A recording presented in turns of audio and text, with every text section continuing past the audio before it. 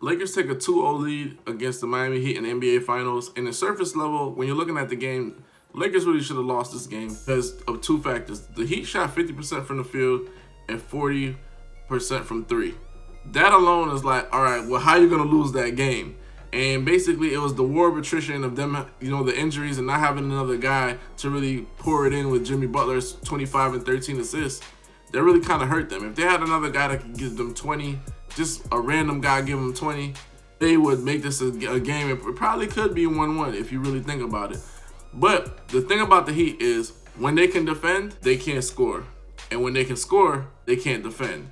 So it's always feast or famine with them on one end of the court. So last night we saw they shot 50% and for the field, 40% from three.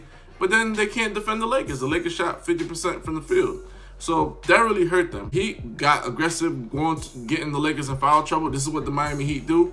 They stay around, they stick around, they get free throws. They hit 31 of 34 free throws, a stretch of 1 point. It was 26 free throws in a row, which is absolutely ridiculous. So anybody wants to say the Lakers, the refs are favoring the Lakers, like, just stop it. Laker fanboys or Laker fans looking at one here can't really look at this game objectively and say like, hey, if maybe a band plays, the Heat really got a legitimate shot to make this a 1-1 series, because the Lakers didn't do everything right. And also, the Heat, they did a steady diet of zone for 75 possessions, which wasn't really good. They need to mix it up.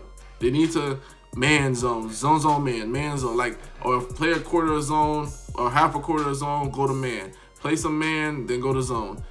Switch it up. Stop giving the Lakers a steady diet of zone. That's something that Spoelstra should really think about. Another thing is, people want Jimmy Butler to really be more aggressive on the offensive level. He needs to give them more. He needs to score 30. He needs to score 35, 40.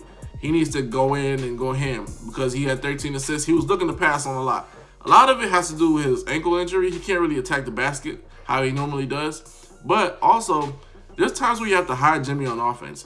The same way they hide Duncan Robinson on defense with the zone, you have to hide Jimmy Butler on offense, because there's times where he's just not in the play, or he can't score, or he goes, 2 for 11. So you really got to be careful in what you ask for in that regard. There's going to be times where Jimmy Butler is going to give you he goes 7 for 17 last night. If you want him to be more aggressive, especially when being guarded by LeBron, AD, and things of that nature, he's going to go 8 for 23 or 9 for 27, and then people are going to be like, well, he should have passed the ball more.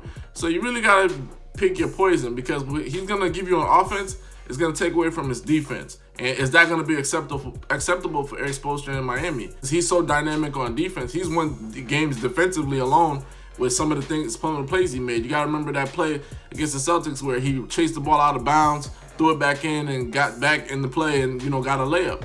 So those are the things you have to really caution yourself about, saying, hey, we want Jimmy Butler to be so much more aggressive on offense. Tonight was a balanced game for him. It wasn't necessarily, it's great for any other player, but it's not good enough for the finals. But let's just say Bam played. Now we're talking. Bam gives you 17 and 10. Jimmy Butler gives you 25 and 13. We got a different ball game. Lakers shot 50% from the field, 34% from three. They hit 5 more threes than the Heat. And this is what killed me. Danny Green, 1 for 8. Caldwell Pope, 2 for 11. These guys combined for 2 for 19. If this was a closer game, Lakers lose this game, because Caldwell Pope and Danny Green, they were stinking up the joint really bad. Rondo, of all people, hit 3 or 4 threes. He hit 75%. And that's something to watch. The Lakers 3-point shooting, you got to watch that, because Rondo is going to regress back down to his mean. Same thing as LeBron. LeBron hit some threes. Those guys are going to go down from 3-point shooting as the series continues.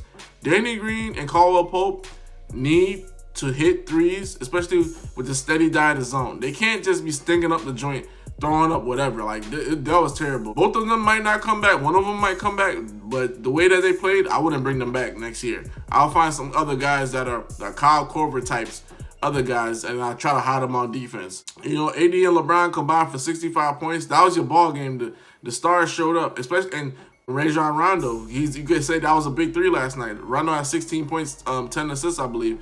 AD 32, 14 rebounds. LeBron 33, 9 and 9. I mean, when Eric Spoelstra brought out that zone, he thought he had that trump card.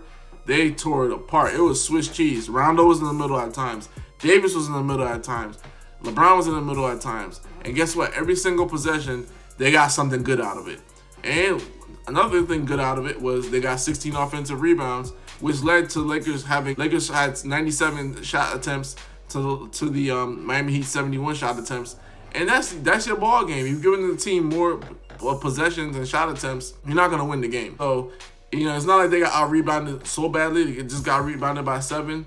But that was your ball game, AD and LeBron, and them figuring out that zone. They switch cheese that zone, and you gotta feel bad, even if you're like a diehard Laker fan. You know what I'm saying? You're like, hey, we won the game, we were dominated, because people are gonna say this is a dominating performance.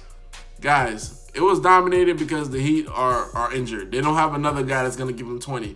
If they could get another guy to give them 20, and Danny Green and Caldwell Pope stay stuck on that trajectory, because since that first half of game 1, they've been really crappy from 3.